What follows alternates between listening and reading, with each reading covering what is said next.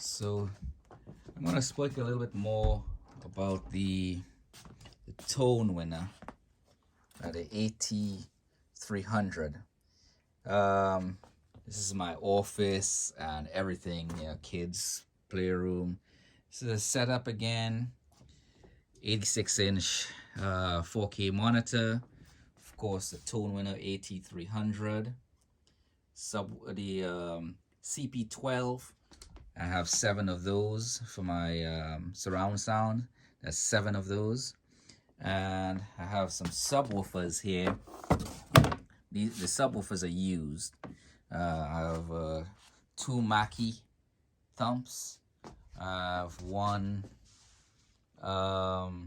Mackie and a JBL 500. And these speakers I got used. You can look at my other videos, you'll see what the price is for all of that. And then I have the CP8s up top that I use for the Atmos. Now some people will say it's heights, whatever. It's plugged into the Atmos outlets on the outputs on the Tonewinner, and it sounds like Atmos to me. So that's my setup, and so we will talk more about this. I've been getting a few questions about it. It is my first AV processor, so there's no amp. Even though Amir said it does produce 3 amps to each channel, so it has a little bit of amperage in it. But for the most part, my powered speakers have the active amplifiers built in, so I use that. Now, as you can see, I bought this more for the XLR.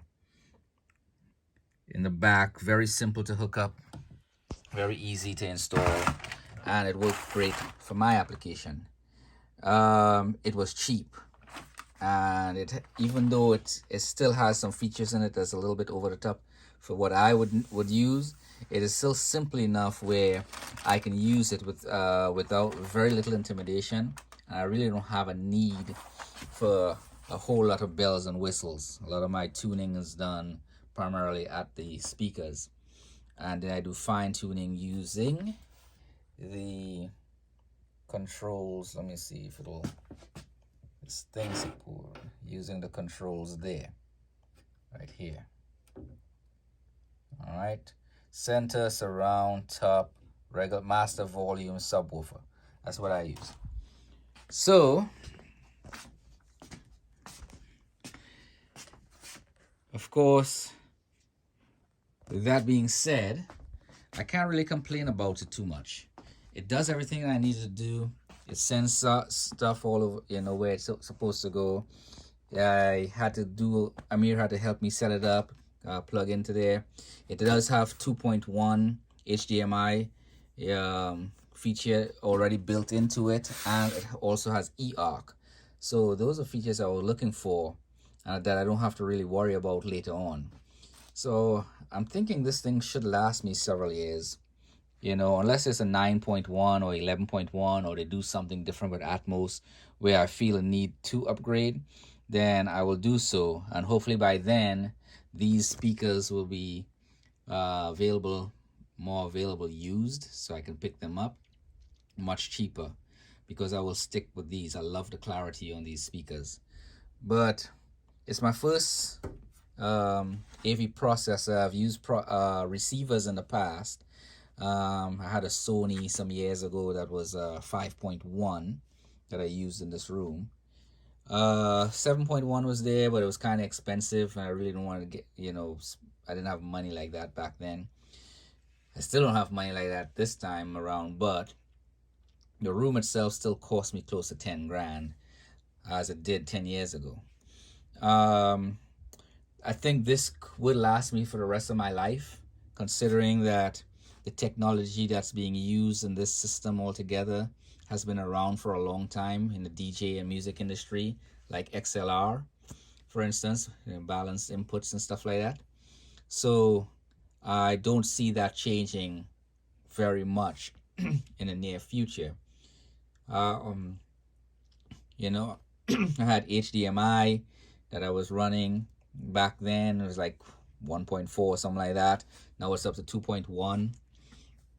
And I have a whole case of HDMI cables that I had to cut out of this room. So they're useless and I have to throw them away.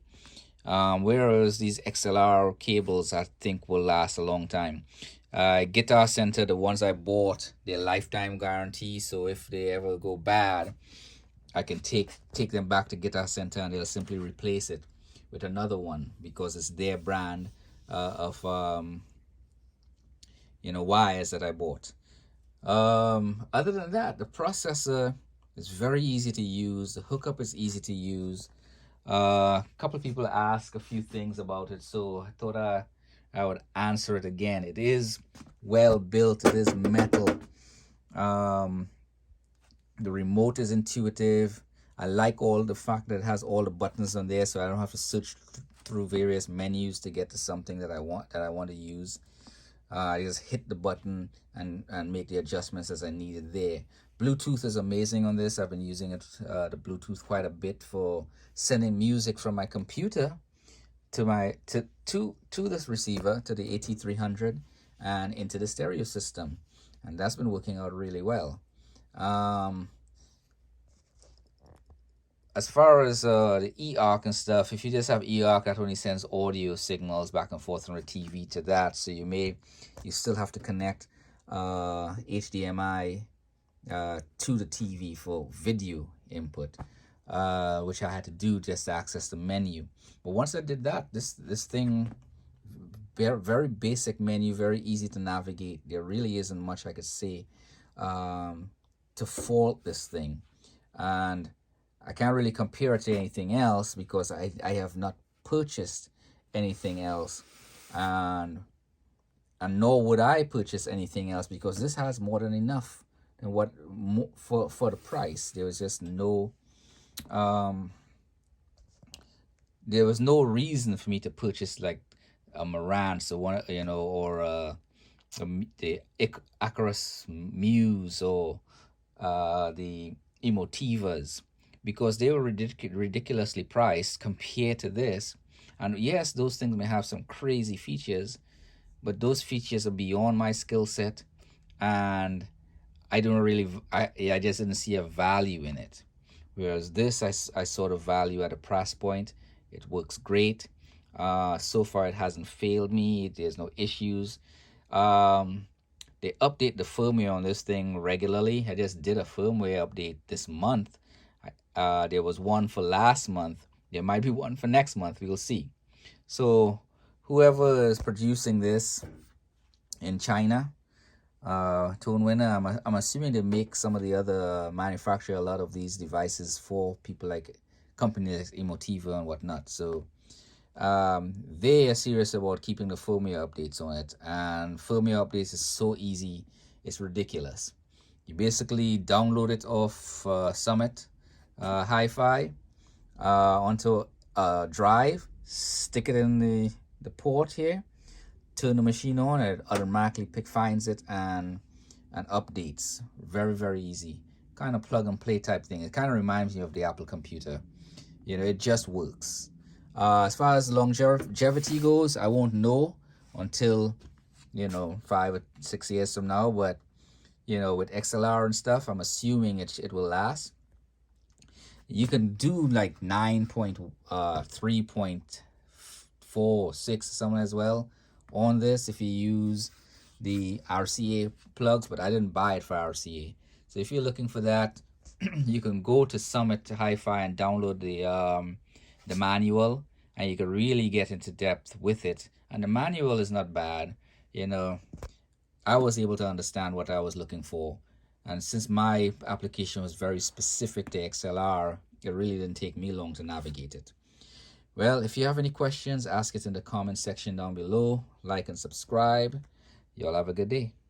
Also, this is my I'm filming this again on my new iPhone 13 Pro, so you'll find the clarity is a lot better compared to the last video I did using my 7S My room is still, it's a little cluttered because we're getting ready for Christmas, and we're doing all the wrapping and stuff in here since the kids do not come in this room much.